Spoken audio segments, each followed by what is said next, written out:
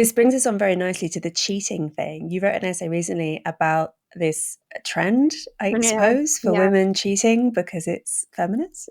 yeah. So it was a statistic saying since 1990, the number of women admitting to affairs has risen by 40% or something. Is Um, this admitting to the people taking the survey, I guess, rather than yeah, to their partners? yeah, I think so. So Mm. I don't know how accurate that survey is, but it was the way a certain feminist wrote about that statistic, where she said basically that was women reclaiming their bodily autonomy, fighting back against patriarchal restrictions. And I think she called it a feminist act of self care to cheat. And I just thought, well, that is the kind of inevitable endpoint of where we're heading.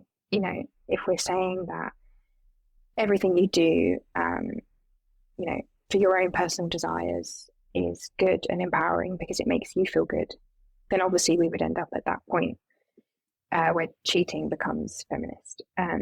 But I also thought it was kind of an inevitable end result of consumer capitalism, really, where we're also growing up with this kind of bombardment of advertisements and this consumer culture that tells us that everything can be upgraded and replaced. And we're kind of scrolling through social media, treating each other like disposable products. Um, and I think that's, again, two things coming together where we just see people as replaceable.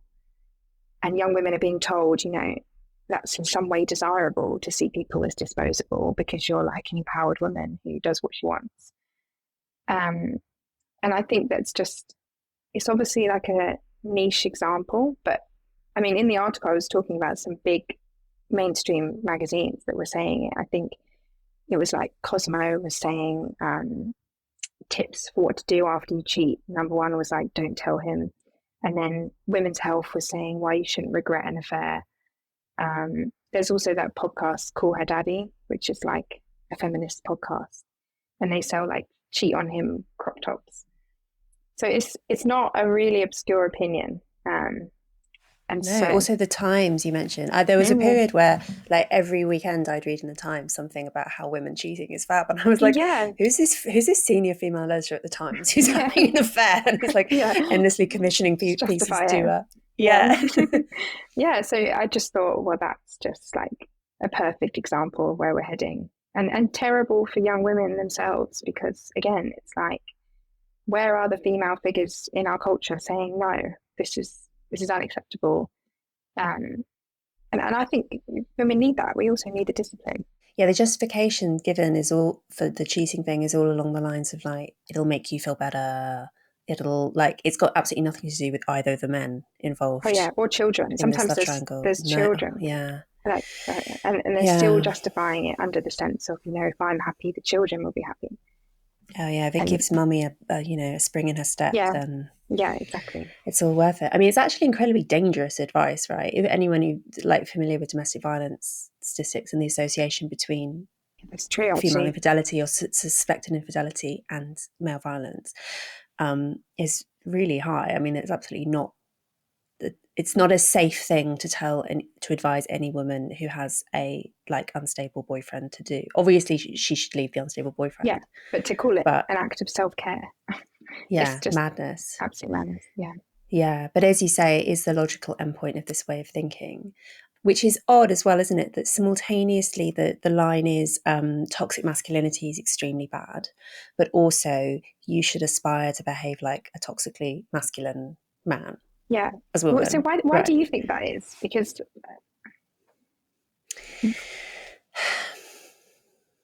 I mean, I guess they probably. I think what they'd say is just it's different from when women do it because it would be in a kind of oppressor oppressed yeah, hierarchy, yeah, and it would be like how you can be as violent as you like if you're doing it in the name of decolonization, for yes, instance. yeah.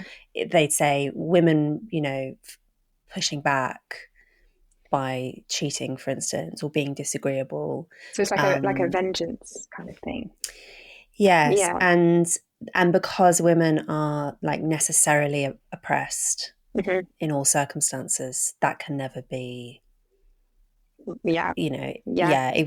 yeah, it fits into all the other frameworks as well. Like, I don't know, if you're not white, you can't be racist or whatever. It's all kind of the Yeah. same dichotomy, just applied in different circumstances. Yeah. Because I've been Um, trying to think why that is. And the other thing I thought is like, in, as you talk about in this kind of modern dating market, the way to kind of get through it is to be, as like emotionally detached as possible for women, because like otherwise it's really anxiety inducing. So I think a lot of it's almost like a defense mechanism, like, okay, I'm going to cheat on you first before you do it to me, or something like that.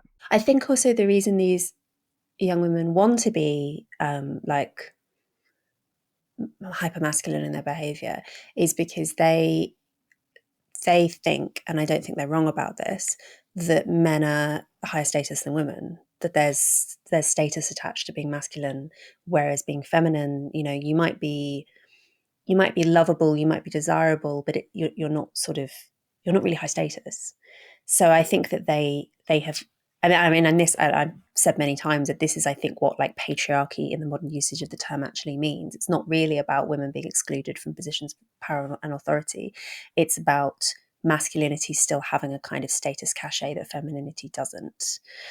And these young women have spotted that, and so they kind of try and imitate men, except we know that it's a fairly futile and self-defeating thing to do. Yeah, it's funny because there's almost two things happening at once, where women are putting on this, we're like encouraged to put on this kind of masculine front and be the empowered woman who's kind of emotionally detached and just doesn't feel anything.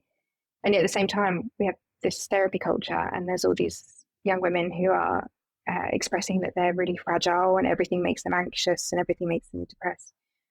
And it's like, I don't understand how the two things are happening at the same time. Like, we're either really strong and capable or we're not. Um, and that's why I think it's a front, because, we've got all of these mental health issues, but then we've got a generation of women saying, I'm like a badass bitch. I don't care. I'll just treat men how they treat me. There's a weird kind of paradox going on. And never a link drawn between the two things. Like the fact that, I mean, and which is, I think, one of the reasons why the biochemical explanation for mental illness is so attractive, because it doesn't force you to think, oh, actually, maybe there's something wrong with my way that I'm living my life. So you can simultaneously say everything that I'm doing, being a bitch, whatever, Yeah, like, is yeah. great and is good for me and yada yada. And I also just coincidentally happen to have crippling mental Yeah, illness, yeah, but that's totally. caused by something else. I don't Yeah, know. no, I actually think, you can use, it's not just feelings of anxiety and depression that they're numbing. It's probably sometimes feelings of guilt and, signs from your body that you're not behaving right or treating people right.